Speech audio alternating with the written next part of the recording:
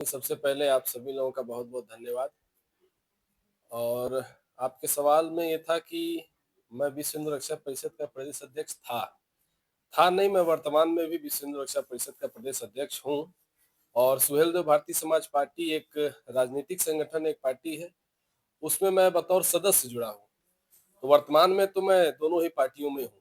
विश्व हिंदू रक्षा परिषद में माननीय राष्ट्रीय अध्यक्ष जी ने जो हमें ज़िम्मेदारी दी थी, प्रदेश अध्यक्ष के रूप में, मैं अभी भी उस ज़िम्मेदारी पर हूँ।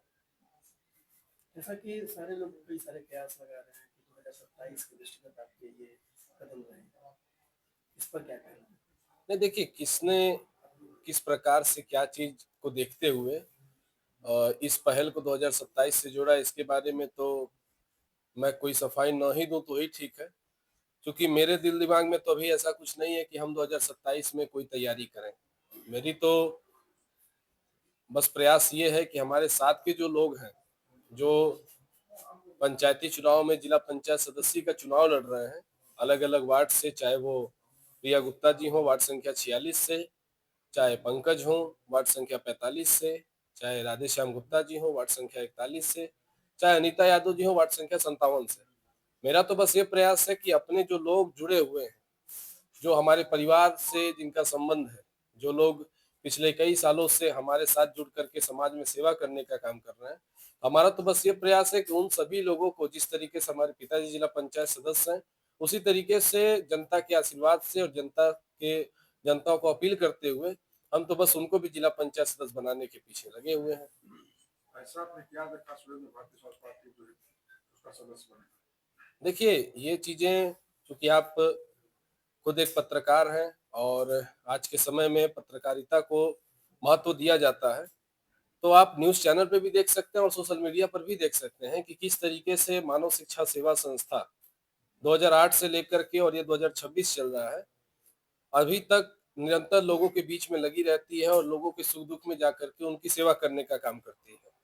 लेकिन चूँकि संस्था अपने तरफ से व्यक्तिगत रूप में और जो लोग उनसे जुड़े हैं, उनके सहयोग से ये सारा काम करती है, चाहे वो शादी कराना हो या किसी भी गरीब दुखिया घर पे मदद पहुँचाना हो। और यही चीज़ें सरकारी रूप में सुहेलदेव भारतीय समाज पार्टी करती है। तो सुहेलदेव भारतीय समाज पार्टी की सोच और कहीं न कहीं हमारे संस्था की और हमारे लोगों की सोच एक-दूसरे से बहुत ज़्यादा ही मिलती-जुलती है। तो यही एक वजह है कि उनके भी कार्यों को देखते हुए और उनकी जो सोच है, उस सोच को देखते हुए हमें भी प्रसन्नता हुई और यही वजह है कि हम सुहेलदेव भारतीय समाज पार्टी से जुड़े हैं। सुहेलदेव समाजवादी पार्टी गोरखपुर में भी उतनी सक्रिय नहीं थी।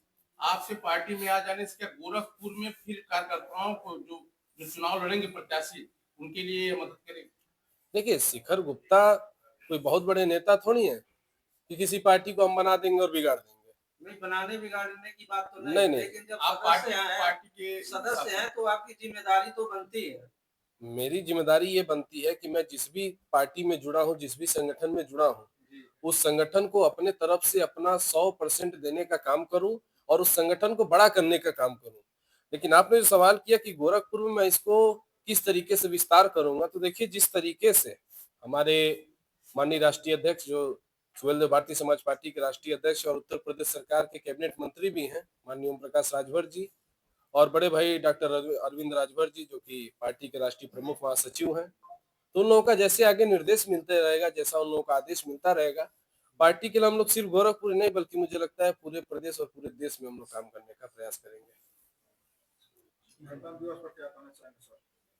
गणतंत्र दिवस की सबसे पहले आप सभी लोगों को बहुत-बहुत शुभकामनाएँ, सभी पत्रकार साथियों को, और आपके चैनल के माध्यम से मैं पूरे प्रदेश और पूरे देशवासियों को इस गणतंत्र दिवस की हार्दिक बधाई और शुभकामनाएँ देता हूँ और एक निवेदन करता हूँ कि भाईचारे का संबंध आप लोग आगे भी बनाते रहिए। और मैंने पहले भी इससे कहा कि किसी भी त्योहार में और किसी भी ऐसे फंक्शन में एक-दूसरे का साथ देते हुए, एक-दूसरे के सुख-दुःख में हम तो खड़े रहने का प्रयास करते ही हैं, जनता भी एक-दूसरे का साथ देने का काम करे।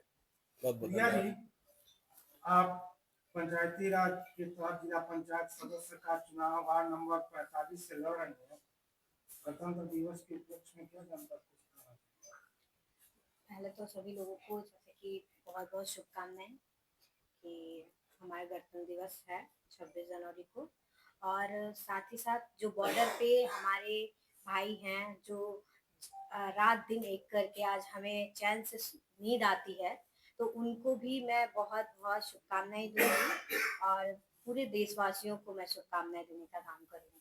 जिस क्षेत्र से आप लड़ रही हैं लगातार कई दिनों से आप वहाँ पे जा रही हैं सुख दुख में, लोगों का क्या आशीर्वाद प्राप्त हो रहा है?